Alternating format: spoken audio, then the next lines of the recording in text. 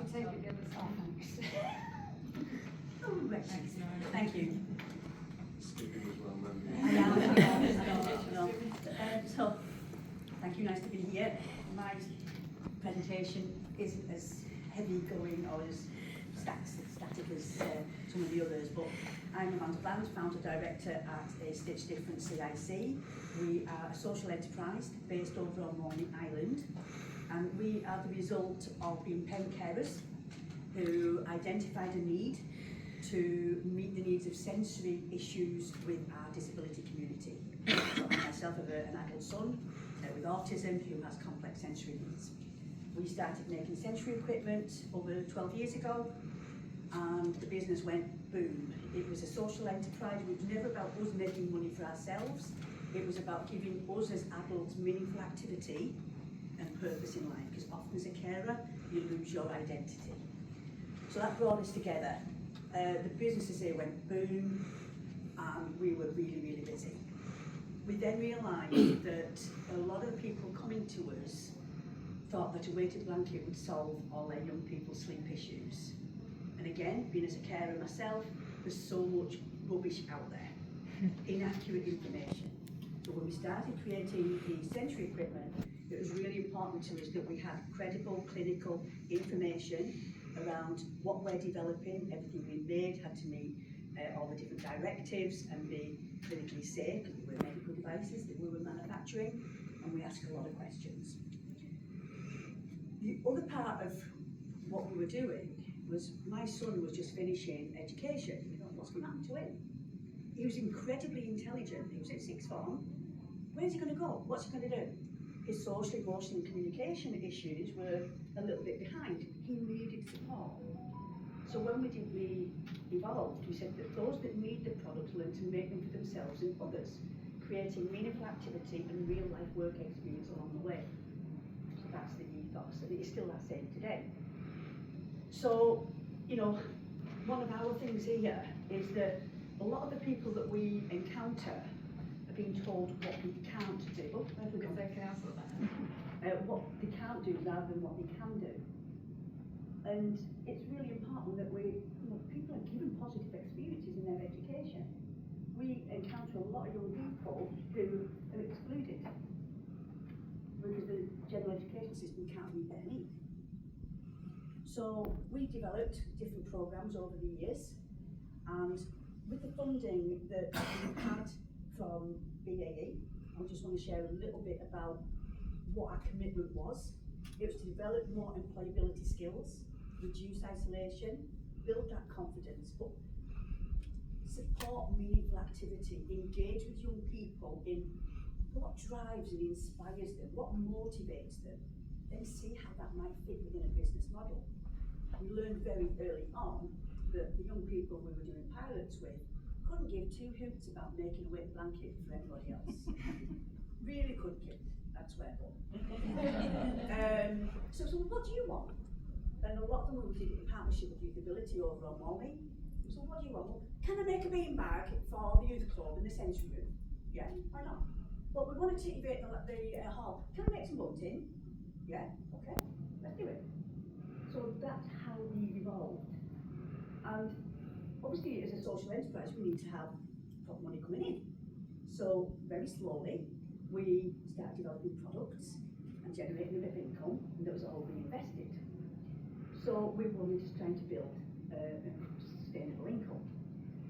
So today I'm going to just talk about what we've done with a bit of money that we had from the lovely people at BAE. So our journey, thanks to Caroline and the team, Maggie came to see us, talked about what we could do, and the opportunity to receive some business support from the fabulous Martin at We Are Social Enterprise.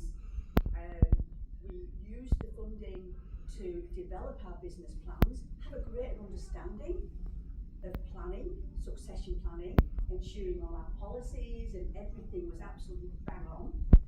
And we couldn't do this without you, Mike, because whilst we were doing really well, everything stacked up so much better as a result of the business support we've had. We've rebranded in the last year. We were known as Stitch Different because originally we're manufacturing. manufacturing, we were doing sewing, we were doing textiles. We've evolved. We'll talk about that in a little bit. We do a lot of community workshops. So we've worked with various different groups, some in the room, where we've done different activities. So we might do mug making with one group, we might go and do Build a Bear, we might, a whole variety of things. So as well as running the social enterprise with the young people, so these are young adults who have left education but haven't got the next step. They're somewhere in the middle. They've got capacity to get into the workplace, but they just need a bit more hand-holding. Our enterprise is growing very slowly, but like I said, when we realised that people were struggling with sleep, we joined forces with the National Sleep Charity, where we undertook a lot of in-depth training, because it's more important to us as parent carers to receive information that will make a positive impact. Don't have to spend money. Sometimes it's just a few behavioural tweaks. Thanks to this funding, we established the Furness Sleep Helpline as well, because we've been fortunate to work via the Sleep Charity with Old Hay Children's Hospital. We've run the Barnsley Sleep Support Service to generate income to support what we've been doing. A lot of what we did for the first 10 years we didn't get paid for, it was all done totally voluntary. We realised that there's all these fabulous services going on around the country supporting people to sleep. Oh, wow, they've got that, why haven't we? So we thought, right, come on, let's set up this Furness Helpline. So we now run a dedicated sleep support service, 12 to 4 on a Friday afternoon, so I'll be hopping on. So yeah, that's where we are now. The Ability and Sleep Hub has now been born. So what we did, we had in the first 3 months since receiving the funding, we had a rebrand. We've got a brand new website, we've just been updated, so look up Furness Ability and Sleep Hub, brand new website. We've done menopause sleep training, we've done a whole variety of sleep training. We often come in the bridge here as a result of the helpline, depending on the demographics that come through. If we get a lot of ladies in the 40, 50, 60, we go on really struggling, not been hot flushing, right, okay, we're going to run a workshop, we'll do this. We are actually running a workshop week on Monday at Furness College for apprentices. So if you've got anybody in that team, it's still open for registration, so we will be doing that. So all of these things that we're now doing have been a direct consequence of the funding that we received from the AAE. We've done a Beginner to Bear programme in that time, so people who've never done any sewing in their life, we use the fabulous parents at Artworks, we use their building to go in there. People who've never used a sewing machine in their life started off in a bag, and then they made a memory bear from various items. We've had quite a few students in, particularly from Kendal College. We're now doing quite a bit of work with Furness College and looking forward to having some young people coming in and doing various work experience opportunities with us. And we've also done some additional sleep training since this. So now we are fully accredited to do CPT eye training, so we're the only people in South Cumbria that can do that. And we're about to, in September, we're going to be going and doing the advanced training, thanks to some of the Team Barrow funding and Claire's lovely help. So 6 months in the menopause workshop, we had 48 people, 48 ladies attend that workshop. We did an adult sleep presentation, and that was a mix of male and female that came along to that. We attended the National Sleep Conference. Ended up doing a presentation on sensory while I was there with 200 delegates. Wasn't quite planning on that, but it happened. And obviously we've done further training. We now go up to Sleep Science in Edinburgh to undertake their medicine programme. And obviously the helpline is going really, really well. So we're developing skills that are changing lives. So in the Ability Hub, used to be called Stitchability, but we're more than that. So it's about engaging with individuals to identify, as I say, their unique strengths and interests. And it could be admin, manufacturing, could be sewing, printing. We have a brilliant printing opportunity, so t-shirt printing, mug printing, all sorts of different things. We have a retail outlet on a market now on a Wednesday morning. We can't come into the town centre because there's a few little issues going on around licensing at the moment. They're developing about customer services. Indeed, we've had some of our students go into Furness College and do their qualification in customer service. Teaching about communication, how to work with other people, which if you've got a neurodiversity, it's a bit tricky. So we're building up that confidence and that self-esteem and building how to work as a team. We've had some really good success stories of young people who were very isolated, very lonely, couldn't go out of the house, and their support worker or social service have brought them into us. We've got to know them. We always meet people one-to-one first, and then slowly integrate them into the group to build up that confidence. And now we've got quite a few people that have gone on into employment, and we've also had quite a few go on into setting up their own businesses and social enterprises. And indeed, my own son, who couldn't read or write at age 11, now has 2 degrees, one in animal management, another one is as a personal trainer because of his sensory issues. And he's now working at our leisure centre as a private PT, working with other people with neurodiversity or anxiety. So we can never write people off. We love community. We love a community event. So we manufacture stuff, we do markets, and there are different things there. This is some of the stuff that they're doing there, the customer service. So this is an example of the market that we've been doing. We've done activities, so we did Dave Day, we did Dino Day. There's a little picture of Build-A-Bear. Another picture there of some of the skills in action. Very fortunate to have a very good relationship with Holker Hall. They allowed us to take our stall up to Holker and did their winter market, where people could come in and run their own stall. They could, come in, do it in shifts, building that confidence, building that self-esteem.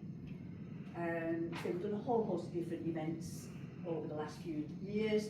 The market there at the bottom, last winter market, we had Christmas grotto, we had loads of stalls, loads of things going on, all really good fun. And this is our rebrand. We dropped the word stitch because people thought we were a glorified sewing club. We're not. We do a lot more than that, and I want to dispel that myth. Yes, we sometimes use textiles as a way to build a conversation. If your hands and your eyes are busy, it stops your brain thinking about thinking. So you can engage, you can boost your confidence, and then we can remind people what you've achieved. You've done this, therefore you can. Okay. So we're building on the sleep education, inclusive opportunities, community well-being. So, we are a social enterprise where people will gain those workplace skills, confidence, but independence in life. And it's that ripple effect. BAE, you've invested in us. We've been able to develop our professional development, improve our services. We've been able to access further funding to further build on the Sleep Helpline and further build on our offer within the Ability Hub. So we've now returned on your investment, we've rebranded, we've got our new website, we've got new workshops, staff are now further qualified. We're continuing with the sleep service, stronger partnerships. We've worked with a lot of different partners. We work with a lot of BDVA, we've worked with Janine from Multicultural Forum. There's a whole range of different organisations that we've been working with. I love what AI does. So we want to build and become a much more sustainable model.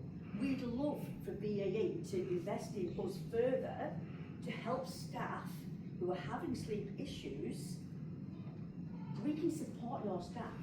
The cost to the economy is £40 billion a year in lost productivity due to sleep deprivation. Accidents in the workplace are much higher if you're sleep deprived. We can help with that.